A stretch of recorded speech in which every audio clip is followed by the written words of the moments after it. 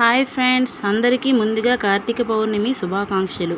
ఈరోజు ఉదయాన్నే లేవగానే స్నానం చేసుకొని చెరువులో, మా దగ్గరలో ఉన్న చెరువులో తెప్పలు వదిలామండి. ఇదిగోండి కార్తీక దీపాలు ఇలా విడిచిపెట్టడం అంటూ జరిగింది. ప్రతి సంవత్సరము ఇలానే కార్తీక పౌర్ణమి రోజు తెప్పలైతే చెరువులో వదులుతాము. ఈ విధంగా వదిలిన తర్వాత మిగతా దేవుళ్ళన్నిటి దగ్గర దీపాలు పెట్టుకొని శుభ్రంగా దీపాలన్నీ పెట్టుకొని గచ్చులన్నీ శుభ్రంగా కడుక్కొని, కార్తీక పౌర్ణమి అయితే మాకు ఉందండి. దానికోసమైతే మేము ఇదిగోండి అన్నము, పప్పు, మడపలు పెడతాము. కలగూర వండుతామండి. అంటే అన్నీ కలిపిన కూరగాయలతో ఈ కూర అంటే తయారవుతుందండి. ఇదిగోండి పప్పు కూడా వండుతాము.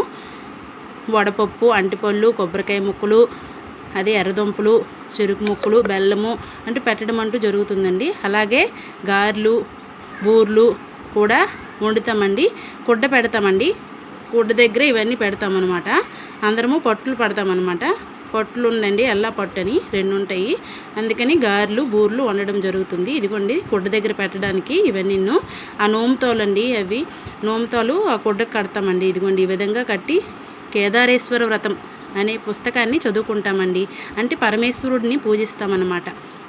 ఇదిగోండి ఈ విధంగా పట్లు పట్టి ప్రసాదం, పప్పు, అన్నం అన్నీ కూడా ముందు స్వామివారికి పూజించి తర్వాత ప్రసాదం స్వీకరించమంటూ జరుగుతుందండి. మీలో ఎంతమంది